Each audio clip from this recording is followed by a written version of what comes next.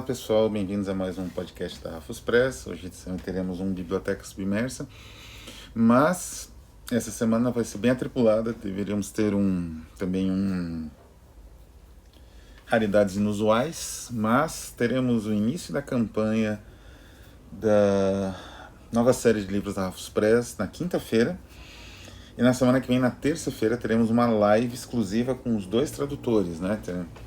A nova série da Rafus terá 2 livros iniciais. Um livro de Vernon Lee, não é? E uma coletânea de crônicas de Gabriele D'Annunzio. A Vernon Lee será traduzida, o material da Vernon Lee será traduzida por Fábio Aki e D'Annunzio por Júlia Lobão, 2 pesquisadores de bastante, digamos, experiência, né, no campo da italianística, da literatura inglesa, que já contribuíram com vários projetos, inclusive no Catarse, né? Então a campanha começa no Catarse na quinta-feira, 2 obras bastante diferentes desses autores. A Vernon Lee é conhecida por escrever contos fantásticos, o Gabriele D'Annunzio pela sua participação no decadentismo, e, enfim, posteriormente aí pelas suas aventuras políticas, mas no caso, são duas. Esse material é muito especial porque ele destoa, né? Não exatamente da Vernon Lee, não destoa, mas é um material diferenciado, diferente, pouco conhecido da autora. E no caso do Gabriele D'Annunzio, realmente um material de juventude que segue um caminho parecido com o que ele vai seguir depois, né? Não é um tão destoante, mas é único também, né? Então, é um material riquíssimo. Convido vocês a, né, conhecerem o projeto, tem o link na descrição. E participarem da live no Instagram da Rafus Press. Mas muito bem. Hoje nosso Biblioteca Submersa será sobre mais um livro teórico, né? Dessa vez não de astronomia, cosmologia, né, como foi o anterior, mas de história do cinema. Na verdade, de história do pré-cinema, né? Existe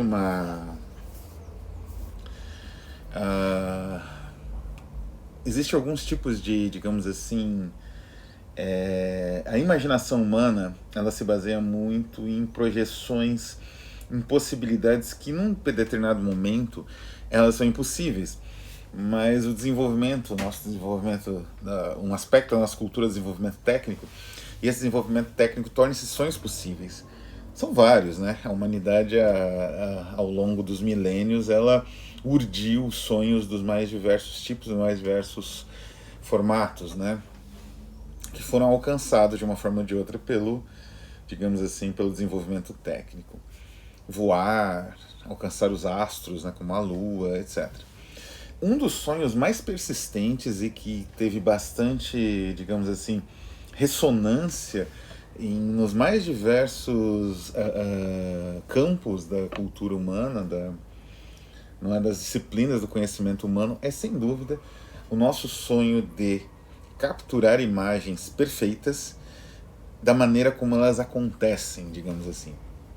Então a nossa visão, ela captura imagens com uma certa grau de nitidez, uma certa forma, né, como os objetos, por exemplo, metálicos, os objetos como a água, né, transparentes, eles têm um certo comportamento que nossa visão consegue, né, perceber.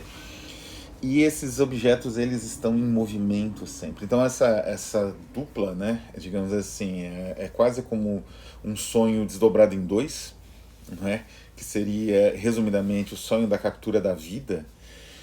Isso foi uma espécie de sonho da humanidade enfim, desde que a humanidade praticamente desenvolveu a cultura, a agricultura, etc. E ele só se concretizou de forma mais ou menos estável a partir do desenvolvimento do cinematógrafo em 1895. Mas o caminho foi longo. E, digamos assim, muitas tecnologias concorrentes e formas complexas e instigantes de observar o mundo também se desenvolveram a partir daí. Elas impulsionaram descobertas na ciência, etc., né? E é justamente esse o tema do livro de Lohan Manoni, A Grande Arte da Luz e da Sombra. Esse é um dos meus livros de cabeceira, né? Ele é um estudo, o Lohan Manoni, vale a pena falar um pouco sobre ele, né? Depois vou falar, como sempre, do livro em si e da edição, né? Conheço traduções para o inglês e para o francês, original em francês dessa edição. Tive em mãos inicialmente o original em francês, que existe na biblioteca, por exemplo, um exemplar público está disponível na biblioteca Florestan Fernandes, da USP, né? Mas quem é Laurent Manoni, o autor? Manoni, ele é um pesquisador francês que, de uma certa idade, eu acho que deve ter em torno de mais de 70 anos, e ele é especializado no que se convenciona chamar de pré-cinema. O pré-cinema, só explicando a área, né, do nosso autor e também desse livro, o pré-cinema, como o nome obviamente indica, é tudo aquilo que se desenvolveu antes do cinema estabelecido, antes do cinematógrafo, antes da, digamos assim, da estabilização da tecnologia, né? Porque a partir de 1895 o esforço foi para estabilizar esse campo adquirido, digamos, esse campo definido, com som, com cor, com, digamos assim, a padronização de bitolas, a padronização de tipos de processos de revelação fílmica, enfim, né? Mas antes, a corrida era em torno de como você vai reproduzir um movimento humano em forma de imagens. E aí muitas tecnologias concorreram. E, enfim, isso teve um impacto na cultura, na ciência, um impacto muito complexo, único. E o pré-cinema, então, é digamos assim, esse desenvolvimento dessas múltiplas formas de entendimento da maneira como a imagem, o movimento da imagem, a imagem em si, poderiam ser captadas, né? E isso é instigante ao extremo. Existem, a partir do século XIX, a questão vai, digamos assim, se direcionar para as patentes, né? Para esse tipo de normalização da ciência e da técnica, que é típica do século XIX mesmo, né? Mas antes não existia patente, os inventos eram realizados, as experiências às vezes únicas aconteciam e não existia registro, muitas vezes por questões aí relacionadas à política, relacionadas a, evidentemente, tecnologia, sempre são alvo de militares, de pessoas de poder. E esse campo fascinante é o campo de pesquisa do Manoni, que é um grande historiador nessa área. Ele é um grande historiador em geral. Ele, em geral, escreve catálogos, ele tem catálogos, né, que ele produziu, que ele foi curador, e ensaios em coletâneas e revistas científicas da área de história do cinema. Este é o grande livro, digamos assim, dele, que coleta o trabalho de anos, né, e é grande mesmo. A edição que eu tenho em mãos tem mais de 400 páginas, bem mais, né, de texto mesmo, aí umas 440, 450 páginas, muitas referências, né, muitas assim, um número imenso de referências, uma bibliografia gigantesca. Então, para qualquer pesquisador da área de imagem e movimento, da área de cinema, é uma obra incontornável, né? Porque é verdadeiro, existe um conhecimento enciclopédico que nunca foi coletado. Como eu falei, como ele escrevia mais catálogo, difícil de achar também, né? Catálogos e curadoria e ensaios introdutórios e algum material em revistas científicas. Aqui temos o grande apanhado do trabalho de anos desse pesquisador, né? O Manoni, saindo um pouco do campo de pesquisa dele, voltando a ele, como eu disse, é um historiador muito respeitado, né? Como o David Robson, existem alguns outros aí que trabalham nessa área do pré-cinema. Ele teve contato com Henri Langlois e com a Lotte Eisner, inclusive ele menciona esse contato, foi a Lotte Eisner que apresentou para ele uma lanterna mágica, não é? E aqui um parênteses, realmente quando você vê uma lanterna mágica, eu não sei se ele viu em operação o Manoni, acho que ele só viu o objeto do século XVIII, mas quando você vê uma reformada de madeira ainda em operação com as tecnologias atuais, é uma coisa assim maravilhosa, né? Existem poucas coisas que maravilham alguém que estuda cinema do que ver uma lanterna mágica em operação. Aquilo independente dos slides, né, do que for projetado, embora o sistema seja parecido com um retroprojetor, ele tem efeitos de lente que o retroprojetor não tem, porque o retroprojetor ele é só, digamos assim, um instrumento prático de exposição de imagens.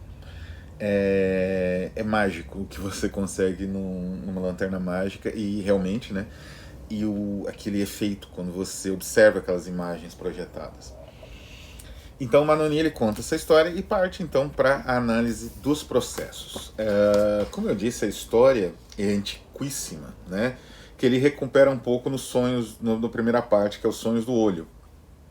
Ele usa essa metáfora, né, do cinema, do olho e se abre até chegar no cinema, que é o olho plenamente aberto, né? Mais ou menos esse desenvolvimento. As primeiras observações de que era possível fazer algo semelhante ao cinema datam ali da Grécia Antiga, né? E talvez antes, deve ter observações orientais também, na Pérsia, na China. E ele vai, então, por essas primeiras tecnologias, como a lanterna do medo, que é uma espécie de projeção de vela, né? Com telas, assim, dos teatros de sombra, né? Do Oriente. Todos são processos de tentativa de projeção, né? Essa captura da imagem, é importante ressaltar, ela se dá por um processo de projeção, que isso que se torna fascinante, porque a ideia é, de certa forma, coletar essa captura e projetar de alguma forma. E essa coleta se dá, por exemplo, no teatro de sombras, através da memorização das sequências das sombras, né? Então são processos, cada cultura, cada época vai ter processos que tentam captar e reproduzir esse movimento. Quer dizer, não é só a captura, seria a fotografia, que também é um sonho antigo da humanidade, mas o cinema, ele conjuga a captura e a reprodução, e no caso a projeção, para ser mais específico, né? Depois ele vai adiante, né? Porque evidentemente são muitos elementos do passado, e ele vai começar a se concentrar ali entre o século... a partir do século XVI, XVII, quando realmente surge a lanterna mágica. Ele vai fazer uma longa pesquisa e vai descobrir que a lanterna mágica foi uma invenção de Christian Huygens, né? Desculpa, de Constantin. Não, de Christian, tá certo. De Christian Huygens. Ele construiu o primeiro dispositivo que se semelhava de projeção, né? Se semelhava inclusive aos espetáculos de fantasmagoria posteriores. É interessante aqui, eu abro um parênteses para um lançamento exclusivo da Raffles Press, né? Porque o pai do Christian, que é o Constantin Huygens, né, era uma família de eruditos e mecenas holandeses de grande, assim, de grande importância na Europa, ali pós-renascente, a Europa barroca. Era um período de muito desenvolvimento científico. E o Constantin, o pai, ele conheceu um sujeito chamado Jean Torrentius, um pintor que conseguiu reproduzir os reflexos no vidro e no metal da maneira que, segundo Constantin, era espetacular. Numa única pintura, que foi a única pintura que sobreviveu desse pintor, um dos pintores mais misteriosos da história da arte. Ele usou mecanismos de lanterna mágica e de câmera escura, principalmente, que era um outro mecanismo que poderia ter um efeito semelhante à projeção cinematográfica, numa sala escura, inclusive, a partir de certos efeitos óticos de captura através de, como se fosse uma lente, né? Às vezes se usava lente mesmo, e projeção numa sala escura da realidade de fora, né, do local da câmera. E ele provavelmente contou ou reportou para o filho essas experiências, e deve ter tido alguma influência, né? O Jean Torrentius tá na Raffles, né, no livro que a gente vai lançar esse mês ainda, The Curious Case of Jean Torrentius, do Brian Howell.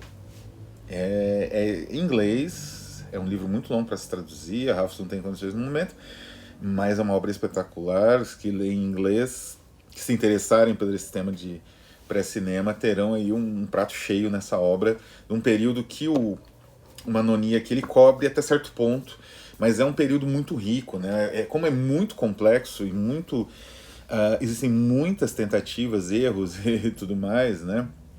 O Manoni ele vai se concentrar a partir do século 17 e 18. Então essas primeiras experiências, ele tem um grande capítulo falando delas, mas também pioneiras, né? Mas é mais para registro. A partir realmente do século XVIII a coisa começa a pegar, porque a lanterna mágica se torna um instrumento de diversão e esclarecimento público. E existe uma imensa popularização desse dispositivo, né? realmente comparável, inclusive, ao cinema. Passou-se a desenvolver formas narrativas relacionadas à lanterna mágica. Os lanternistas, como se chamavam, eram pessoas que andavam pelas cidades com uma carruagenzinha, onde ele tinha lá o seu espetáculo, uma lanterna mágica pequena, alguns slides, e ele contava histórias a partir desses slides, que eram em geral de aparições sobrenaturais, vulcões, desastres. Então ele contava o desastre de Pompeia, por exemplo, ilustrado por algumas lanternas de vulcões com efeitos, né, enfim, da lava avançando, esse tipo de coisa. Isso é extraordinário, porque era uma coisa que acontecia nas ruas, assim. As pessoas, os jovens, viam isso nas feiras, nas ruas mesmo. E ao mesmo tempo existiam projeções sofisticadíssimas, aquelas que influenciariam aí os escritores românticos alemães inicialmente, depois toda a literatura do século XIX, Balzac mesmo, que eram ou projeções dentro de institutos, ou projeções quase como cinema, Fantasmagoria do Robertson era assim, que era uma projeção sofisticadíssima tinha de tudo, né? Tanto temas clássicos, mortos que voltam e tal, num antigo convento abandonado.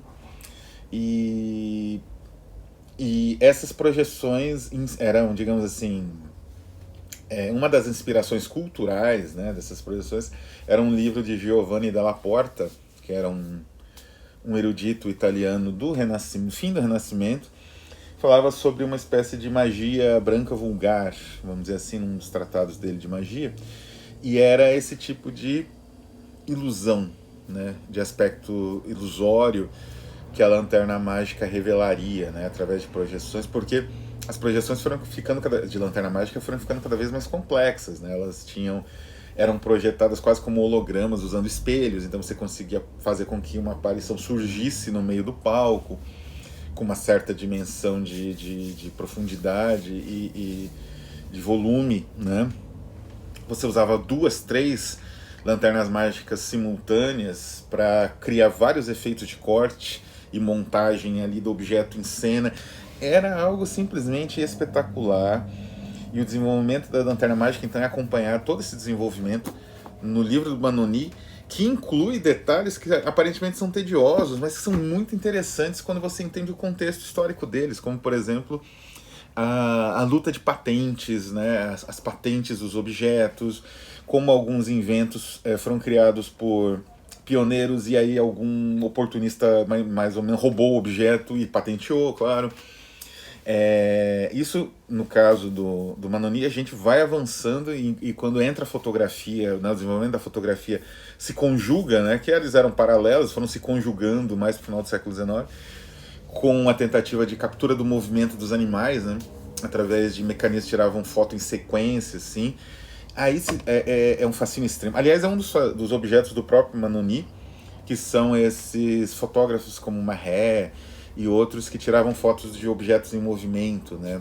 Então o desenvolvimento tecnológico da câmera, que era uma câmera que demorava horas para captar, né? Às vezes assim aquelas grandes fotos do Nadar, os modelos ficavam minutos parados e ainda a foto era exposta ao sol, enfim, o negativo, né? Era exposto o que seria o negativo, enfim, a chapa, né? Era exposta ao sol. Era para você conseguir, né, uma foto naquela sequência rápida, era muito um milagre técnico, né, tecnológico. E o Manoni acompanha tudo isso e você começa a ler, né, existe uma qualidade literária muito grande nesse livro, por isso é um dos meus livros de cabeceira, porque você começa a ler isso como realmente um romance da imaginação humana, buscando uma coisa que é quase trivial. Não é porque essa obsessão em captura de movimento, não é? Mas essa trivialidade é a própria vida humana, né? A vida humana é trivial de certa forma, né? O universo, quando a vida humana cessar, o universo nem vai fazer questão ou caso. Mas a verdade é que essa trivialidade é o que nos impulsiona adiante, né? Que é justamente entender, captar a vida, captar os detalhes da vida, né? Conseguir reproduzir esses detalhes numa projeção mágica, numa projeção que não é, digamos assim, resultado de estruturas biológicas ou engano puro e simples por química, né, por alucinação. Não. Ele tem ao mesmo tempo ele tem um peso, uma existência, e não tem. Então é isso. Leiam Manoni. Vou colocar aqui as referências da nossa nova campanha. Do Jean Torrentius, para quem quiser conhecer, né, da Rafus Press.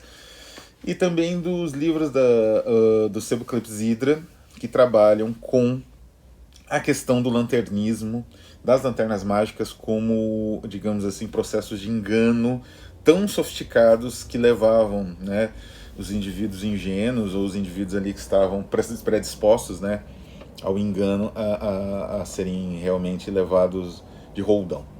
Então é isso, um abraço a todos e até a próxima.